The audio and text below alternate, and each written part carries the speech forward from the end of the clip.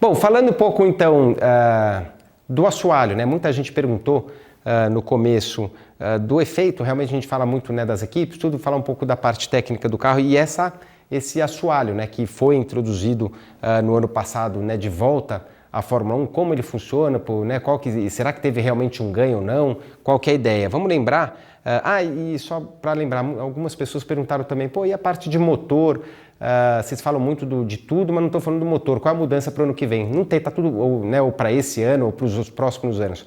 O motor só muda radicalmente mesmo para 2026. Então aí é um outro conceito, realmente que não está estipulado. Eles vão querer ter metade da potência, mais ou menos, na combustão, no motor a combustão, e a outra metade na parte elétrica, hoje que você está estabilizado a 160 cavalos no motor elétrico e mais de 750 aí no motor a combustão. Então, lembrando que isso aqui começou lá atrás, 1977 foi quando a Lotus foi campeão já usando esse efeito solo. Qual que é a ideia inicial do efeito solo, né?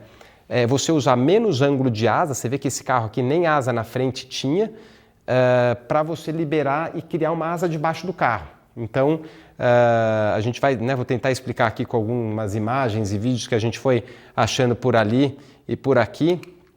Mas primeiro para falar, né, o normal do carro, ele tem uma asa dianteira, uma asa traseira. Quanto mais você vai dando pressão e ângulo nessas asas, o carro gruda no chão. Só que isso você tem um pêndulo, você ganha muito nas curvas de média, baixa, nas curvas de média e alta e nas freadas, só que você perde reta, né? Então você vai, é um efeito, ele é bom de um lado, mas você perde nas retas. E então né, eles começaram, né, o lance do efeito solo é a parte escura aqui, né? É você criar uma entrada de ar que vem aqui da asa da dianteira, passa pela frente, você cria, o ar entra nesse tubo aqui, e a hora que ele espreme, que ele vai afunilando, na saída que ele começa a fazer assim, esse ar, ele dá uma freadinha aqui, de repente ele sai correndo, né? Ele sai mais rápido pelo lado de lá. Isso cria uma baixa pressão, que é o que faz o carro puxar, ser sugado para baixo. Então, normal, mesmo só quando tem as asas, né, o carro, conforme ele vai andando, vai ganhando velocidade, ele vai chegando mais próximo do solo. Aqui é a mesma coisa, ele faz o mesmo efeito, por isso que a gente tem aquele efeito do porpoising que a gente falou, que é quando esse ponto aqui chega a encostar ou quase encostar, o ar é parcialmente ou totalmente interrompido por alguns milissegundos ali e é o suficiente para estolar, não passa mais ar, o carro pula para cima e aí depois o processo começa de novo e aí a gente vê ele chacoalhando. É daí que vem esse lance do carro chacoalhar na reta como estavam no ano passado. Quer dizer, tem o que chacoalha de suspensão, buraco, tudo, e tem esse lado que mesmo numa pista tapete, assim, um espelho, ele queria né, esse lance de ficar chacoalhando. Aí lá atrás o que eles fizeram? Para ficar mais eficiente, né, o efeito solo, você tem que tampar essa lateral para o ar canalizar, né, lá para frente, lá para trás do carro. Então eles usavam as saias que ficaram bem conhecidas, né, nos anos 70 e 80, que foi quando o negócio virou assim, um supra-sumo lá, que eles canalizaram o ar e passava e o carro grudava no chão. Só que tinha um problema com a saia, né? Principalmente a saia daqui para frente, né? Que a hora que o ar ele começa a querer espremer, ele quer sair para a lateral. Então isso aqui não deixa o ar vazar para a lateral. Só que o problema era quando quebrava, que de repente o carro perdia eficiência e ficava perigoso, né? E o carro descolava do chão, mais de um lado do que do outro, podia ser também. E quando batia em zebra também. Hoje, boa parte do difusor traseiro, do finalzinho ali do difusor, tem algumas partes presas, fixas ali no duto de freio traseiro.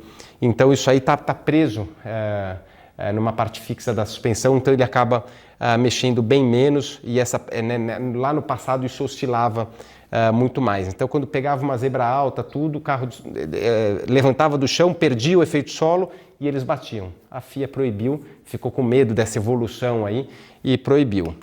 Só que, né, e aqui para 2019 para 2021 a mudança que teve, né? Aqui o ar passava pelo assoalho, depois ele era proibido de passar por aqui, era um fundo plano e ele passava pela lateral para voltar né, no finalzinho, passar pelo difusor traseiro. Já aqui não, você vê, né, o ar passando realmente praticamente todo para baixo.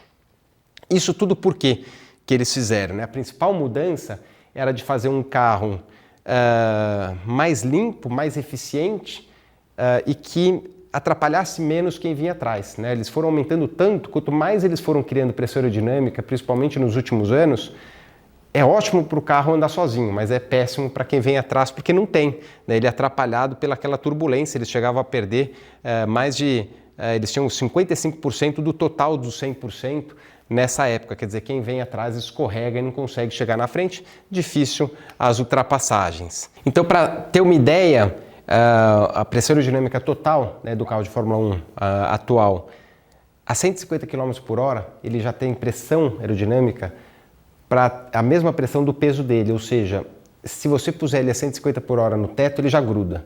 De tanto que, né, quando a gente fala chupa, né, o carro para baixo, para o chão, é literalmente isso mesmo. E quando numa velocidade final, você chega a ter 3 a 4 vezes o peso do carro empurrando para baixo, quer dizer, muita pressão aerodinâmica. E para ter uma noção da eficiência desses túneis de vento, ele cria, só ele sem a asa dianteira e sem a asa traseira, eles falam, não é um número exato também, em torno de 55% da pressão total do carro aerodinâmica vem de baixo. Quer dizer, daí você vê a potência, né, que tem isso aqui, ou seja, ele sem asa dianteira e traseira, ele já teria velocidade facilmente para andar de ponta cabeça no teto. Aí eu peguei até uma foto minha, isso aqui acho que é 2002 de Indianápolis, que dá para ter justamente essa noção. Os carros da Fórmula Indy, eles têm já há muitos anos, eles nunca deixaram de ter, né, o efeito solo, só que é um efeito solo muito mais light, né, do que o atual da Fórmula 1. Você vê que a altura daqui do carro é bem alto, não dá para ter uma noção aqui, mas justamente para o ar poder vazar. Não tem aquele problema nunca senti isso em nenhum momento, aquele efeito do propósito, porque ele é mais light, né, e mais alto, menos eficiente, e todos os carros iguais, não pode ter o desenvolvimento. Mas em Indianápolis, para você ter uma ideia, eu tirei a foto porque a asa traseira, na hora da classificação, a gente chegava a usar ela negativa. Isso para quê? Para fazer o efeito ao contrário, quer dizer, no caso aqui, se você tirasse isso e tirasse a asa dianteira, o carro, a gente queria mais velocidade e menos, que ele grudasse menos no chão, então você usava a asa traseira negativa justamente para você tirar esse peso. Se você for reparar aqui, essa é a parte da frente da asa traseira, olha a distância aqui e aqui. Isso aqui é uns 6 a 7 graus negativo na hora da classificação. Para a corrida, a gente que escorrega mais, tudo, a gente usava ela zerada. Isso é só para mostrar realmente a potência, né, do efeito solo que a gente vê aqui, né? Então a entrada aqui, afunilou, sai para lá, esse nos carros atuais.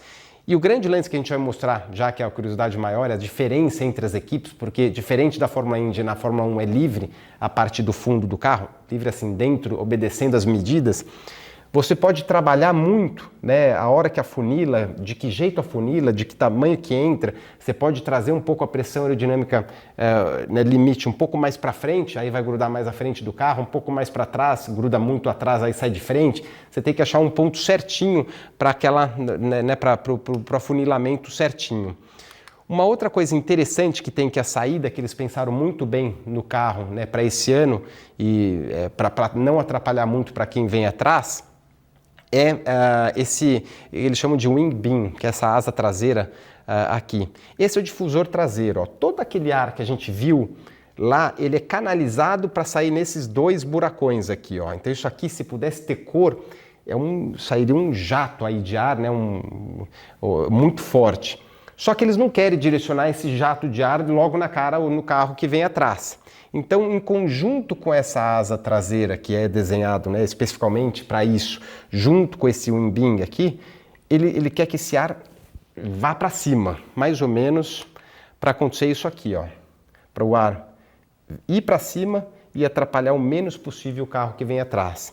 Conseguiram, de fato funciona, só que o lado negativo o que foi? Na chuva. Na chuva a gente viu, né, os carros, né, quem vem atrás, a baixas velocidades, eles não conseguem enxergar nada, muito pelo efeito solo, porque sai aquele jato de ar jogando para cima. Acabou que aqui, assim, a gente tem a imagem, né, do vento mais ou menos molhado com a água e acaba atrapalhando demais os pilotos. Eles estão estudando já uma forma de você ter um kit de chuva com aletas em cima de roda e, enfim, eles estão estudando isso aí, para a hora que você colocar os pneus de chuva, isso entrar junto para atrapalhar menos. Não vai resolver 100% porque o carro do ano antigo já tinha esse problema, só é um problema que está maior ainda e é um lado que eles vão trabalhar. Agora vamos para a parte interessante. Toda vez que um carro de Fórmula 1 para na pista, eles têm aquelas quebras nos muros ali que é para retirar os carros. As equipes deixam um fotógrafo específico deles ali em cada saída para a hora que o carro for içado, ter alguém para tirar a foto de baixo para cima, porque a parte de cima todo mundo vê fácil de copiar. A parte de baixo é o grande mistério e aí você vai ver uma diferença enorme entre a Ferrari e principalmente todas as equipes para Red Bull. Esse é um carro da Ferrari. Lembra assim, eu lembro de repente vagamente aí na época da Indy, que era o fundo, o plano da Indy era mais ou menos isso aqui, não tinha muito trabalho, era um plano, era um fundo, uma entrada alta, baixava e depois saía por lá. Então você vê onde está amarelo aqui que eles canalizam algum ar para a lateral, mesmo porque não comporta a saída de todo o ar para lá, e criam também o vortex para tentar selar essa parte, mas o em azul é onde a grande maioria do ar é canalizado para fazer parte aí e para que o ar passe por baixo do carro, do que a gente já falou. Só que olha que beleza esse assoalho, o fundo da Red Bull. Olha o quanto de retrabalho que tem em todo o cantinho. Você vê a parte traseira aqui, se a gente olhar o da Ferrari, é uma outra posição, mas você vê que é muito mais, tem muito menos detalhes do que o da Red Bull. E aí tem o gênio, que é o Adrian Newey, que realmente já teve um pouco essa experiência no passado na Fórmula 1 quando tinha esses carros, então tem um lance aí, a Red Bull, eles têm um conceito, não dá para falar que cada negocinho desse, só a equipe mesmo que sabe, e as equipes que tentam copiar têm uma vaga ideia aonde eles estão querendo chegar com isso aí. Mas o que chamou a atenção e que foi um pulo do gato grande da Red Bull foi esses skids laterais aqui. Isso aqui a gente só foi conseguir ver alguma imagem mais para frente, ali depois de algumas provas. George Piola, que é um jornalista fantástico aí, italiano, tá há muitos anos na Fórmula 1, ele conseguiu fazer um desenho. Qual que é a ideia desses skids aqui?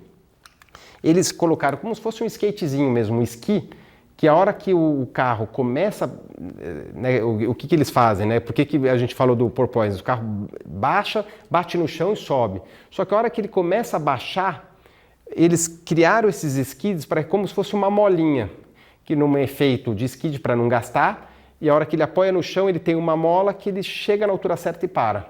E não dá tanta essa paulada e fica balançando o carro para cima e para baixo. Então muito fala que a Red Bull achou, depois no meio do final do campeonato, acredita aí que as outras equipes já estavam copiando, mas esse foi um grande pulo do gato da Red Bull para criar uma forma, ele já prevendo provavelmente que isso acontecia lá fora, ele falou, isso vai entrar e a gente precisa tirar. Por isso que sempre o Adrian Newey falou, a Mercedes está reclamando, mas o nosso carro não tem problema. Ele já sabia e a Mercedes foi provavelmente descobrir isso só do meio do ano para frente. Então é isso aí, esse vídeo a gente finaliza falando do assoalho dos carros. Valeu!